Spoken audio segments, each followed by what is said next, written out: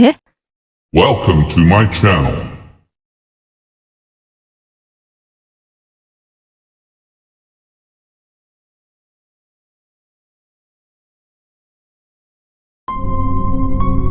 Sekitar tahun 2000-an, di sebuah desa bernama Indraputra.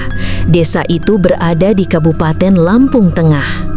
Ilham yang saat itu masih duduk di bangku kelas 5 sekolah dasar mengalami kejadian aneh yang hingga saat ini masih terngiang dan tak pernah ia lupakan seumur hidupnya.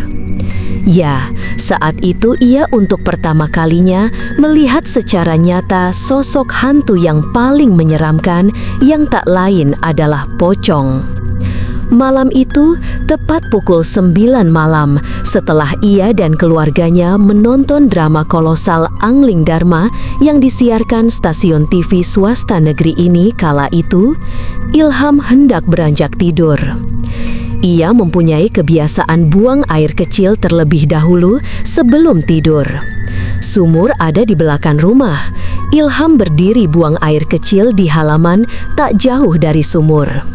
Sebuah halaman tanah dengan cahaya terang dari sinar bulan malam itu. Ia memandang di sekitar sembari buang air kecil. Entah mengapa matanya mendongak ke arah atas. Tepat di sebuah dahan pohon nangka, duduk sosok pocong yang melihatnya. Sontak saat itu Ilham tercekat dan begitu terkejut seperti tubuhnya tersengat listrik, mati rasa dan tak bisa bergerak saking takutnya. Satu-satunya organ tubuh miliknya yang bisa berfungsi saat itu mungkin hanya detak jantungnya saja. Ia bahkan tak bisa membuang wajahnya, apalagi harus melangkah dan berlari, hingga sebuah tangan meraih bajunya dari belakang. Akhirnya, Ilham bisa bergerak. Ibunya datang menariknya dan menyuruhnya segera masuk ke dalam rumah. Ilham tak tahu apakah ibunya juga melihat sosok itu atau tidak. Kejadian itu belum selesai. Masih di malam yang sama, hingga tengah malam tiba, Ilham tak bisa tidur karena masih merasa ketakutan dan terbayang-bayang sosok yang ia lihat tadi.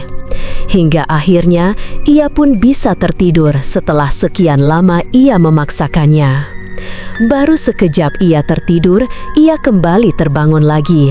Ia merasakan hal yang ganjal, seperti hati dan perasaannya tertusuk rasa ketakutan yang mendalam, seakan ada yang sedang mengawasinya. Ilham memberanikan diri melihat sekitar sudut kamarnya yang gelap karena lampu kamar sudah dimatikan oleh ayahnya. Aroma menakutkan tercium, bau sangat wangi yang begitu familiar Ilham rasakan. Itu bau orang meninggal yang baru saja dimandikan. Aroma kapur barus dan potongan daun pandan yang kental tercium olehnya.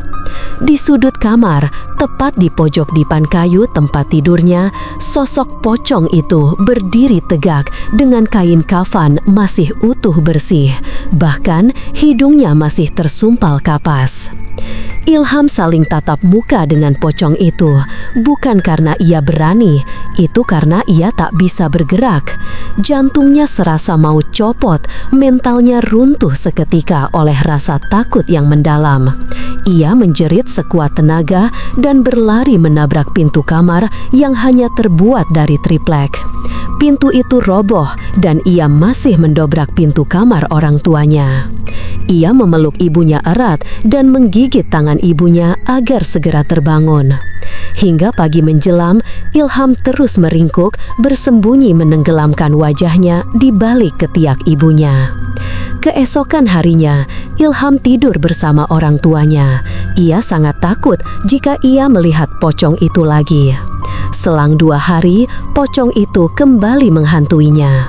Kali ini, pocong itu muncul tidak malam hari, tetapi menjelang maghrib, bahkan azan maghrib belum berkumandang. Ya, pocong itu berdiri tepat di tembok pagar samping antara rumahnya dengan tetangganya. pagar bata merah berlumut yang belum diplester, dan banyak daun sirih yang merambat tumbuh subur di situ. Pocong itu menatap Ilham yang sedang menimba air untuk mandi sore itu. Sontak Ilham lari tunggang langkang tak berani mandi. Ilham jatuh sakit mungkin karena rasa takut. Dan saat ia sakit itu, ia tidur dan bermimpi basah. Anehnya setelah mimpi basah, ia tak lagi melihat sosok itu.